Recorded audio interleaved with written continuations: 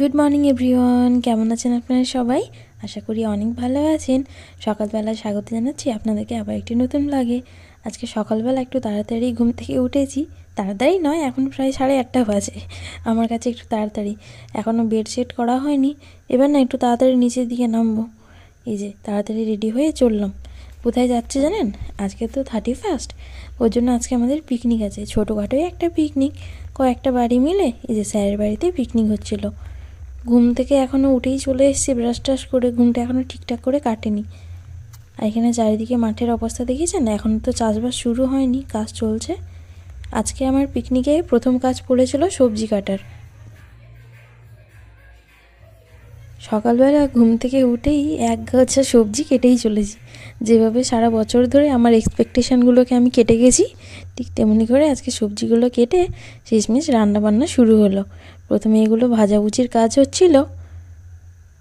এই যে মোটামুটি সব গোছানো হয়ে গেছে। এইগুলো একটু বসিয়ে দিয়ে এবার স্নানে যাব। সকালবেলা তো কিছু খেয়ে বেরিয়েছিলাম না, ওই জন্য এসে একটু খাবার দাবার খেয়ে নিয়ে তারপরে স্নান টান করে আবার চললাম পিকনিকের ওখানে। দেখি কাজবাজ কত দূর। এই যে উপরে দেখছেন তো পলিথিন কিন্তু টাঙানো হয়ে গেছে। এসে দেখি চিকেনও প্রায় রান্না হয়ে গেছে। আর আজকে কিন্তু দেশি মুরগি রান্না হচ্ছিল। কালারটা পুরো সেই এসছে। স্যারের স্ত্রী, মানে যাকে আমরা বৌদি বলে ডাকি, বৌদি কিন্তু ছাদের উপর সুন্দর একটা বাগান করেছে। দেখুন, এই টবগুলোও বৌদি আবার হাতে করেই তৈরি করেছে। কিন্তু কী সুন্দর ছোটোখাটো একটা বাগান, আর ফুলগুলো হয়েছেও খুব সুন্দর। দাঁড়ানি দেখেছেন কি সুন্দর লাগছে। বৌদি যে শুধু মানে পুরো ছাদটায় ফুলের গাছ আছে তা কিন্তু নয়, বিভিন্ন ধরনের সবজিরও গাছ লাগিয়েছে। তবে ফুলের গাছগুলো দেখতে এত সুন্দর লাগছিল। প্রচুর গাঁদা ফুল ফুটেছে। দাঁড়ান আপনাদেরকে এই দেখুন, এই যে এদিকে বেগুনের গাছ, ফুলের গাছ, তারপর এগুলো টমেটোর গাছ মনে আমি ঠিক চিনি না। অনেক কিছু গাছ লাগিয়ে রেখেছে। ভালোই, ঘরের পাশে ছোটো একটা বাগান থাকা বেশ ভালো জিনিস।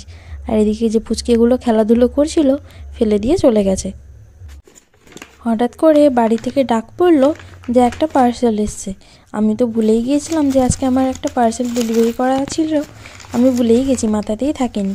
এখানে এসে দেখলাম এই যে একটা আয়রন অর্ডার দিয়েছিলাম নোভার, ওইটাই দিয়ে গেছে এনে। তাও ভালো, আজকের দিনে পেয়ে গেলাম। বছরের শেষে তাও কিছু না কিছু তো অর্ডার করেছি, এটাই অনেক বড় ব্যাপার। মোটামুটি টাকাটা শেষ করতেই হবে, যাই করুক, হাতে রাখা যাবে না। এটার রিভিউ বেশ ভালোই ছিল, তাই একটা নিয়ে নিয়েছি। ছোটোখাটো, ইজিলি ক্যারি করা যাবে ওই হিসাবে নিয়েছি।